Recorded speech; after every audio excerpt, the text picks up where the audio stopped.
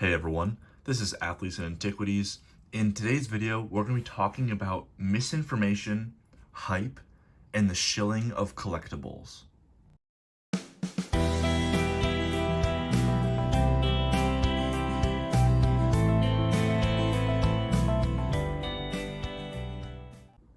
So this is going to be more long form, kind of just conversation. I hope it doesn't turn into a rant. If it does, let me know if it comes off the wrong way. But I just want to talk about the idea of how manipulated a market can be with something like collectibles. Like how easy is that to happen, and what would that even look like? So collectibles are very emotional markets, and emotional markets can be very easily manipulated, especially small markets like Pokemon. And yes, compared to other markets like sports cards, memorabilia, we are in a pond. So you see I got some sports cards here. The population, or the market cap of some sports cards will blow your mind if you're not familiar with it. I know Jake from Pokenomics made a video about the 1986 Fleer Michael Jordan.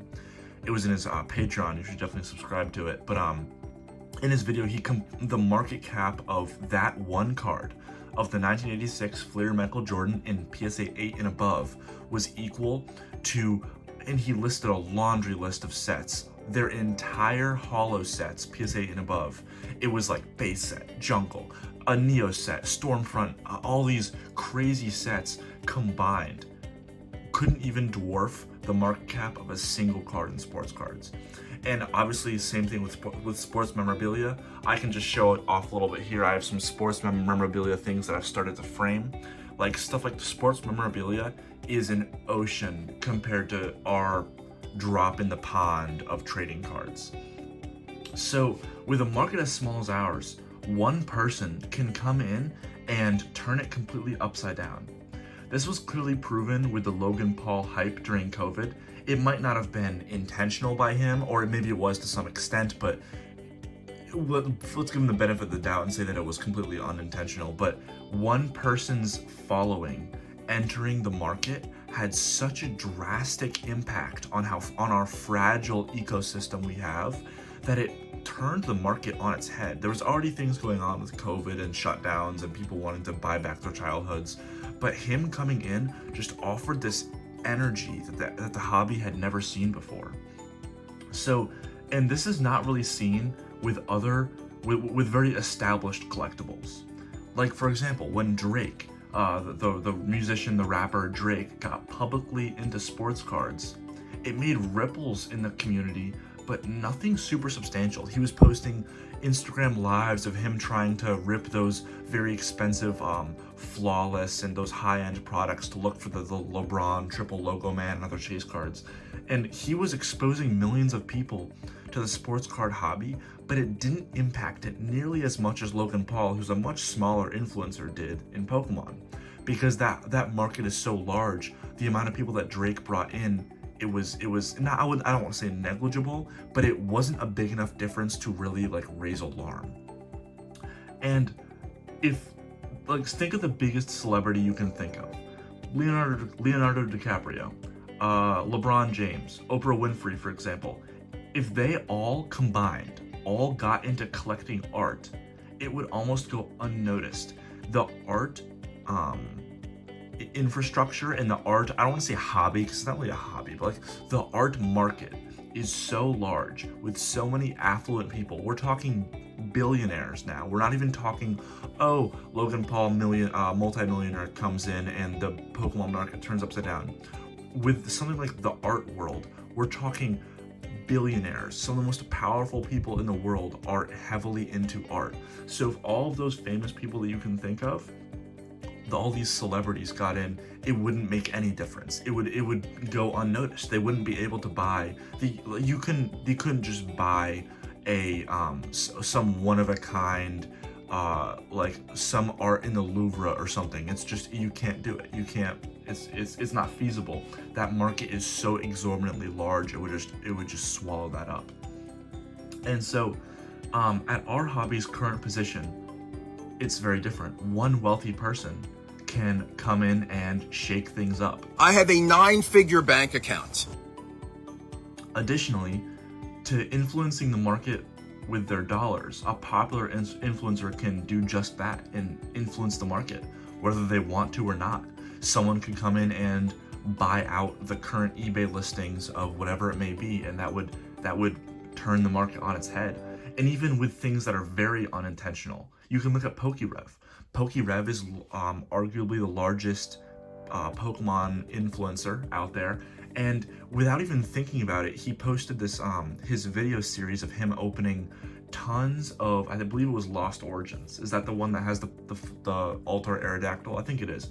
But he failed to pull that alt art Aerodactyl, resulting in overnight doubles and triples in price for those singles on eBay and TCG Player, because all these people just saw, oh, PokeRev opened whatever, 1,000 boxes, whatever he opened, and he couldn't pull one. This must be the rarest card ever.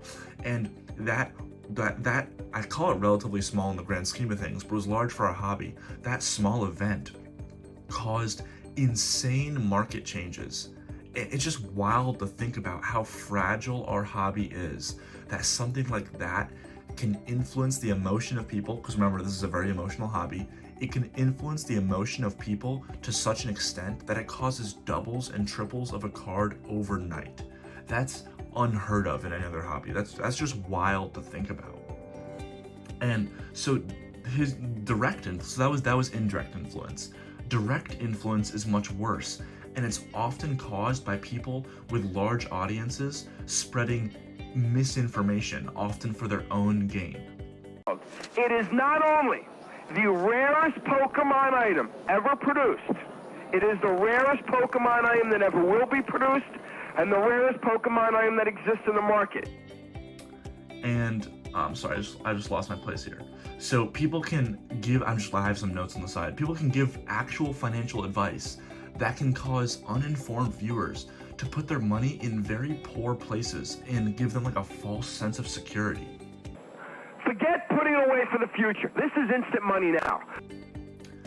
And so I know I'm joking around with these clips coming in here, but it's honestly a very serious matter, because Pokemon, it's not seen as like a real asset, so you can't go to jail, or there's no legal repercussion for telling someone to buy a piece of cardboard. That's not in the law system, at least to my knowledge. You can correct me if I'm wrong, because if I am wrong, people are doing it left and right.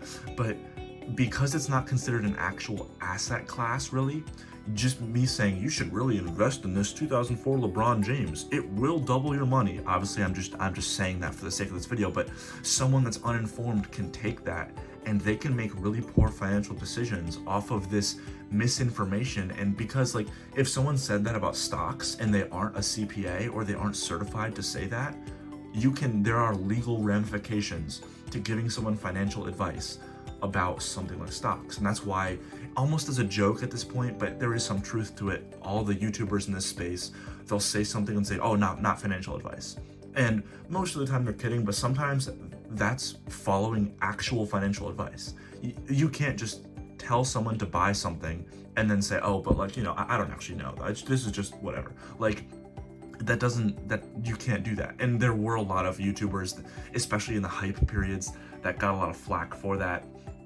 So it's interesting to really keep track of. And with a lack of full perspective, it's very easy to be led astray. If someone's new to the market, they can have a lot of damage done to them without them knowing. Sorry, I just cut the video so I could bring in a card to show you. So this card I want to use as an example. So this is about my lack of full perspective. In fair warning, this is all for the extent of showing somebody how misinformation can work. So don't listen to anything I'm about to say as an actual advice. This is just, I'm using this as an example. So let's take this Seize Manaphy here. I'm gonna, pretend you don't know much about the hobby. This can be a very easily swaying opinion to give. So there's only 30 Seize Manaphy, graded in total. That's less than the Trophy Kangaskhan. That must mean that it's rarer than the Trophy Kangaskhan, which means it must be more popular than the Trophy Kangaskhan, which means it should be more valuable than the Trophy Kangaskhan. That means Seize Manaphy is undervalued. Invest in Seize Manaphy right now. Things like that, you can just people can just say, and someone that doesn't know better will take that as gospel. And obviously Seize Manaphy is a card that no one cares about, so just there's a reason why it's low pop. There's a lot of things behind the scenes that you have to think about. Just because there's a low pop on a card doesn't mean that it's the next stonk. This could just be a card that not many people know about, not many people care about, so it will stay that way. But there were so many situations, like there were people telling people to buy the Jungle Eevees and stuff for whatever price it was because, oh, it's the rookie card of Eevee, and Eevee's one of the most popular Pokemon. Therefore, because I'm come from sports and don't know anything else, this must be a steal. You know, rookie card of very famous Pokemon, in mint condition, first edition, like what could go wrong? And there was all this crazy stuff going around, and just everyone needs to pump the brakes. This kind of buzz without larger context is how people spend 1K on that Jungle Eevee, or think Moonbreon is the rarest set card ever. Guess what? Bill Gates, the biggest multi-millionaire of all, could not get this set today. No. Just because someone has been in the hobby for a while, or has a great collection, or is wealthy, I've got 5 acres on a golf course. doesn't mean they should be giving out advice from their platform. And now I'm not immune to this. Sometimes my platform is very small, but sometimes I do give my opinions on things, and I truly hope it's not taken as gospel and people don't act on my opinions. But and like, please don't take up any opinions as fact. But when I say something like I love the EX era, please understand that it's merely an opinion. And I find if myself or anyone else tells you to buy something that they've already have money in, you should probably tune that out. Forget putting it away for the future. This is instant money now. So obviously I'm making some jokes here with these clips I'm putting in, but like there is an underlying like kind of more serious message to this. Like if somebody has a lot of product and then tries to tell you that this product is like the next big thing, like that this product is grossly undervalued, you need to invest in this now.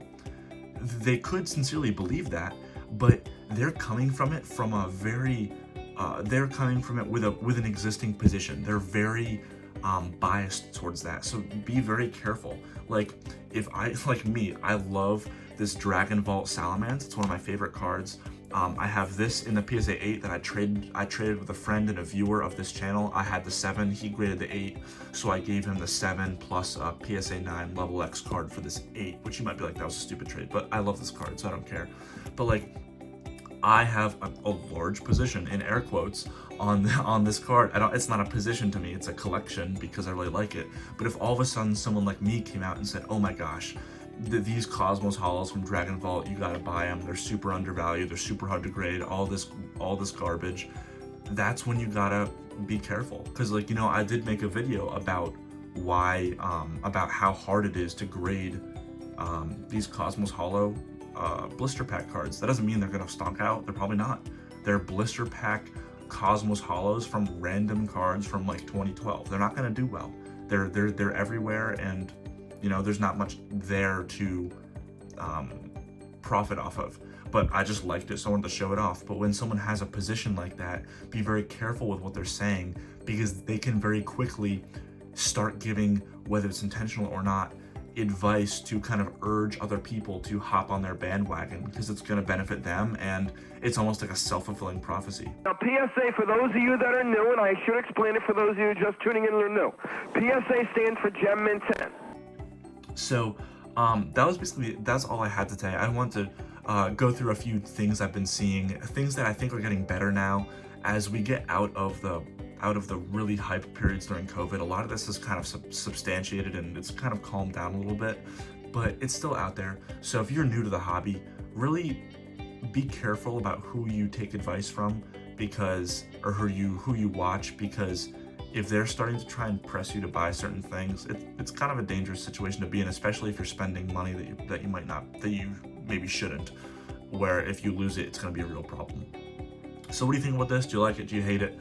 Whatever it is, let me know. Yeah, that's all I've got today. See you later. Bye. I have a 9-figure bank account.